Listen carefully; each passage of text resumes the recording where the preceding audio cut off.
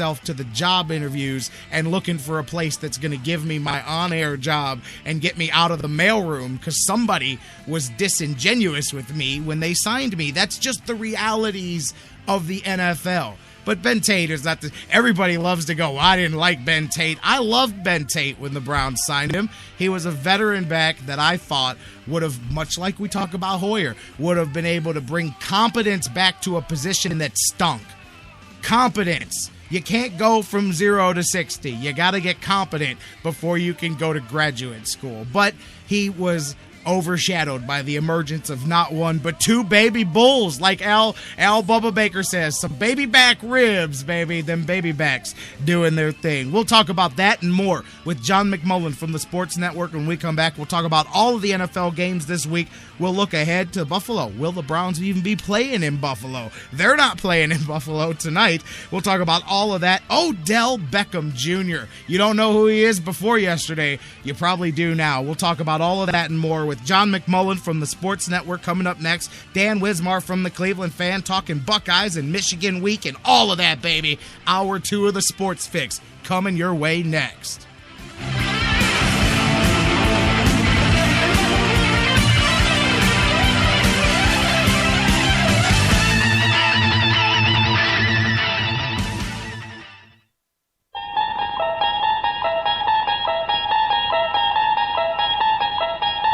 You unlock this door with the key of imagination. Beyond it is another dimension. A dimension of sound. A dimension of mind. You're moving into a land of both shadow and substance, of things and ideas. You've just crossed over into The Sports Fix. We'll be right back. It's an addiction. The Sports Fix. We'll be right back. Business owners and professionals, do you want to take your business, your product, your team, your event to the next level? You want to advertise right here with the Sports Fix. Our listeners are among the most loyal listeners, terrestrial or internet. The Sports Fix universe is not only the radio show, but tens of thousands of fans on Facebook and Twitter. Email me, Jerry Myers, thesportsfix@AOL.com. That's thesportsfix@AOL.com. And let me help you swing for the fences and hit it out of the park right here on the Sports Fix. Whether it's an oil change or a new set of tires, Quick Lane at Valley Ford Truck has you covered for your automotive car care needs. They're your neighborhood quick service experts. They also offer a low price tire guarantee. Choose from 13 brands, and if you find the same tires at a lower price within 30 days, Quick Lane at Valley Ford will refund the difference. They're open late Monday through Thursday until 9 p.m. and open early Saturday so you can check it off your to-do list and get on with your day. They also have a newly remodeled service lounge and additional service bay just for Quick Lane oil changes.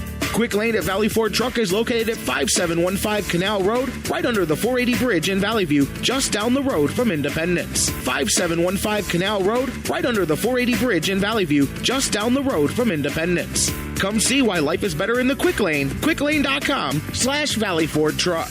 That's QuickLane.com/Valley Ford Truck.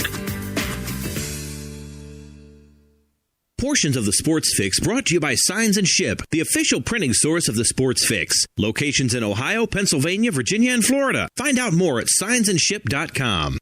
News break. I'm Christine Lisi. Breaking news. The Panda is Boston bound. Sources tell ESPN the Red Sox have an agreement in place with free agent third baseman Pablo Sandoval. In addition, Boston's reportedly come to terms with Hanley Ramirez, expected to be in the range of 5 years, $90 million. He's primarily played shortstop, but has told teams he'd be willing to make a position change. NFL, Bills and Jets face off in Detroit tonight. The game moved to Ford Field after several feet of snow fell in western New York last week. The Bills at a disadvantage because of a lack of practices, says ESPN's Darren Woodson. The timing is going to be off. I think the discipline of what they do may be off at the same time. For sure, I think the Jets have the clear advantage as far as preparation is concerned because you have to get those practice times and those practice hours, especially for an offense. Our Darren Woodson. The 4-6 Saints can take a one-game lead in the NFC South with a win over the Ravens on Monday Night Football, 8:30 Eastern on ESPN. New Orleans has won 12 straight home games in prime time. Texans quarterback Ryan Mallett slated for an MRI on his injured pectoral muscle. Sports Center on ESPN Radio is brought to you by Lowe's, the best place to save on Black Friday. Hurry in now for great deals to improve your home and garden. Lowe's, never stop improving.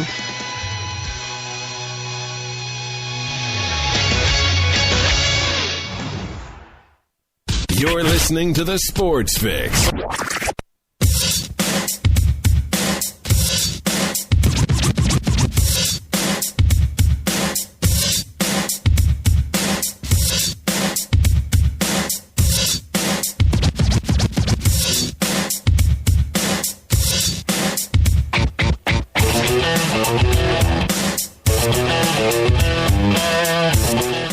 Welcome back to the Sports Fix Live here on the Sports Fix Radio Network, Hour 2, getting rolling. I'm telling you, I'm back on the air. That's all that matters. You know, sometimes you're just having those days. I'm having one of those days, man. But we're rolling. J-Rock back with you. About to be joined by John McMullen from the Sports Network. Always on Mondays, doing the Browns, the NFL thing, and let's do it. You guys, keep the conversation rolling. Phone lines are blocked, but you can keep it going on Facebook and Twitter. Facebook.com/TheSportsFix. Tweet with us at the SportsFixCLE, and I'll open up the phone lines again later on at the end of the show, as long as I don't get run over by Freight Train LG again. I love my man LG. He gets going. I got to have him in studio, so this way I can hold up the stop sign, man, because he's ready to go. I love it. Always a great phone call, always a great time, and always great talking to all of you guys as you interact with us. Facebook.com/TheSportsFix. Tweet with us at the SportsFixCLE. Let's go to the phone lines. That's where John McMullen lies right now. He writes for the Sports Network. He talks with the Sports Fix every Monday. John, how you doing this afternoon? Doing well. Thanks for having me, Jerry. Well, thanks for being here, as always. And clearly, let's start with the Cleveland Browns yesterday. A lot of interesting stuff going on around the NFL. You know, real quick, just because there's not much else out of that game I care to get into, but how about that catch? I mean, everybody has to have seen it by now. Odell Beckham Jr. last night. I'm not going to lie. I had flipped off the game going back and forth between two things. I got 3 text messages in a row that said, "Did you see that? Flip back over, catch the replay." Now, of course, it's memed out everywhere, but wow. Talk about a coming out. Not that people, in the know didn't know what he was going to develop and turn into, but man, what a catch. I mean, I don't know about greatest catch in the history of the world like some people are saying, but damn great catch nonetheless. Yeah, it's up there. I guess, the only thing, if you want to add in impact, in bigger situations, then you talk about David Tyree or Dwight Clark or things like that. But as far as just a pure catch, I don't think I've ever seen anyone better. I mean, interestingly, probably the second best also happened this year, but it didn't even count. And that was DeAndre Hopkins. Look that one up if you get a chance on YouTube. With the Texans, it actually got called back, similar one-handed catch. Not quite as good, but almost. It's a great catch. I mean, give him all the credit in the world. It's you see him pregame with the one-handed stuff, and everybody knows he's got that kind of ability, but what sets him out as a receiver, as a young rookie receiver, is he's so ahead of the curve as far as route running goes. That's the more impressive part to me. And I think a lot of people don't understand that. You see guys make a one-handed extreme. They'll watch the sport. Whenever anybody gets near a ball with one hand, people get mad that they didn't catch it. It's because you're comparing them to these superhuman things that you'll see a guy do like that, where you're like, oh, well, you got a hand on it. You should catch it. Well, that's not always par for the course. But you brought up a sticky point with me, that Tyree catch. I don't know about you. Maybe you got a different opinion than me, but I always look at that as, man, that ruined history, in my opinion. People always say, well, what do you mean? The Giants, man, they won that game, and that's great. I'm not into that story. I was into the story of seeing something that I never will get a chance to probably see in my life, a once-in-a-generation thing, and I told people after that Super Bowl, I said, yeah, go ahead and say you're happy that the Patriots lost because you don't like that they win all the time. But years down, you'll regret that you missed out on a chance to see one. It's like saying I was there to see Wilt's 100-point game, or one of those things that only happens once in a generation. To see the team that went all the way through coast to coast do it.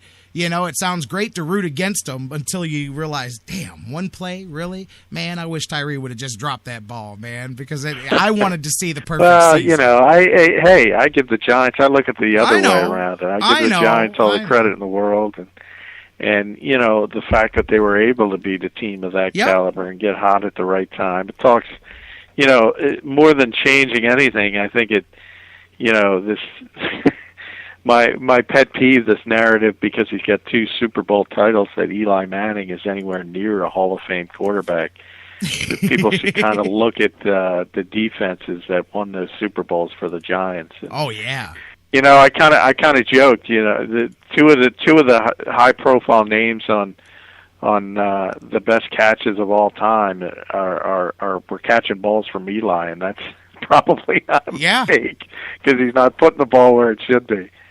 Yeah, Eli Manning, man, you're right. But I hear you about the opposite. I like the underdog, but man, and 2, the fact that it was that play, one play, and if they had just brought him down, but no, he stays alive somehow, and then they catch the ball on. Well, there were so many things in that game. If you think about Asante Samuel had an interception on the sideline, ball goes through his hands. Wes Welker's got, and even though Wes Welker got criticized for not getting that one ball, it actually wasn't thrown that well from Tom Brady. So, a number of plays that could have went the other way. And even at the end of the game, I'll tell you, when they were throwing the Hail Marys, they just missed Randy Moss for a Hail Mary touchdown. I know. It just wasn't there meant to be, there were so man. many. It was a great game, and I think Tom Coughlin, on the other hand, will eventually be in the Hall of Fame as a coach, and I think he deserves it for coming up with a game plan that was able to deal with that team. For sure, absolutely, and I appreciate that aspect of it too. And I'm with you. I appreciate being the team that prevented all-time history from being done, so I can get with it from that angle too. All right, talking about the past, let's talk about the more recent past. Yesterday, Browns and Falcons. That one there, outside of the final, how you thought of how the game played out and stuff like that, I gotta say, Mike Smith, man, if he, and I know there's already, because I got cats down in Atlanta that tell me about stuff from down there, but if he's not on the hot seat for just the way the team's played, yesterday's got to catapult him right there, because in my opinion, maybe there's a few less seconds, maybe the Browns still do what they did, but he clearly screwed up at the end of that game and left nearly a minute on the clock for the Browns to do what they did. That was why my gut said they were going to do it, not just because I thought, the Browns are going to win this game. I said, man, usually mistakes like that play out. The whole narrative plays out, and sure enough, it did. Yeah, and it's the second time he's had issues. In the London game against the Lions, he got a little criticism for clock management as that game went down. So, yeah, there's no question he's on the hot seat. And I was on in Atlanta, and kind of talked about obviously somebody has to win that division, and everybody keeps trying to hand it to the Saints, and they'll play tonight, and they might get a leg up again, but. Atlanta is still 4-0 in the division. They're 0-7 outside of it, which kind of tells you how bad the division is. But, it's interesting. If you make the playoffs, can you fire the coach? And I said, I think you can. I think they not only have to make the playoffs, I think they'd have to win that first game, which will be a home game, as completely unfair as that would be. And I think that's the only thing that could save his job. There's a shelf life. We always talk about shelf lives of coaches. And he did a very good job down there his first number of years, but clearly the people are fed up with the way he's been handling things, particularly clock management. And as I said, that's the second game where you could look at him and say, what are you doing, and possibly handed a game away. And if you can imagine, the Falcons win that game in London against Detroit, and they win this game, all of a sudden they're coasting in that division. Absolutely. I mean, I was said at the beginning of the show, looking at the standings, I was looking at everything, and you could start to see a little bit of although so many groups still packed together there, a lot of competitiveness, but you're beginning to see now a bit more of the separation there. And when you look at the playoff, how it would end if the season ends today, and you see 9-2, 8-3, 7-4, and the lone outlier is the South Division with right now it would be New Orleans at 4-6 technically, but you go, wow.